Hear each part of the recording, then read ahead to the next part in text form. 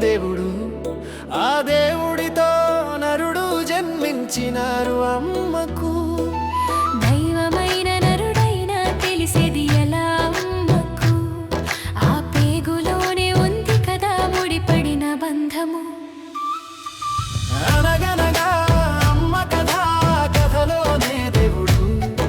ఆ దేవుడితో నరుడు జన్మించినారు అమ్మకు. దైవమైన నరుడైనా తెలిసేది ఎలా అమ్మకు? ఆ పేగులోనే ఉంది కదా ముడిపడిన బంధము.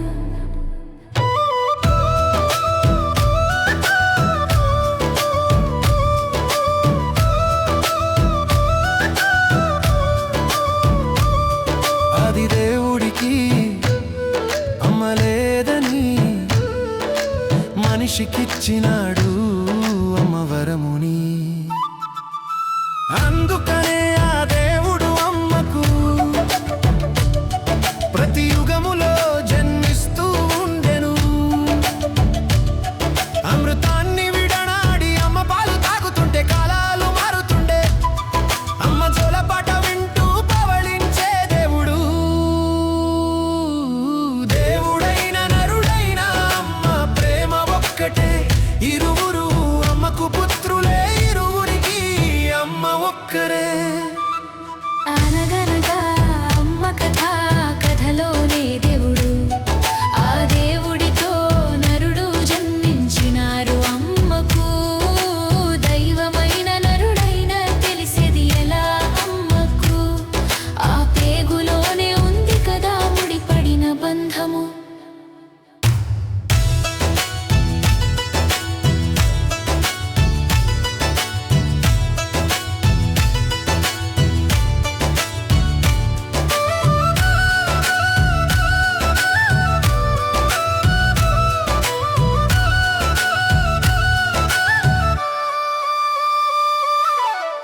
అమ్మ చెప్పే కథలు వింటూ అల్లరి ముద్దుగా పెరుగుతుంటే అంతలోనే ఆ కాలయముడు మనిషి పైన పాశం విడిచినాడు. అమ్మ గుండె తల్లడిల్లి పేగు బంధం కదులుతుంటే కాట్నానికి వెళుతుండే. అమ్మ శోకాన్ని చూసి శోకించే దేవుడు. దేవుడైన నరుడైన అమ్మ కడుపు కోత ఒక్కటే. పురిటి నొప్పులానందమే బిడ్డర చావు అమ్మకు ఆవేదనే. అనగనగా అమ్మ కథ, కథలోనే దేవుడు. ఆ దేవుడితో నరుడు జన్మించినారు అమ్మకు. దైవమైన నరుడైనా తెలిసేది ఎలా అమ్మకు?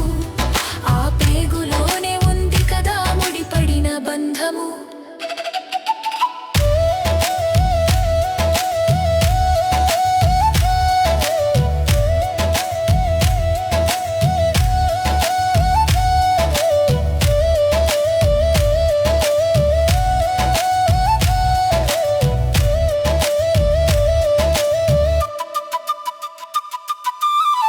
అమ్మ పడే వేదన చూస్తూ ఆ దేవుడే ధైర్యం చెబుతుంటే అంతలోనే యమధర్మరాజు అమ్మలోని జీవాన్ని తీసినాడు. నలుదిక్కుల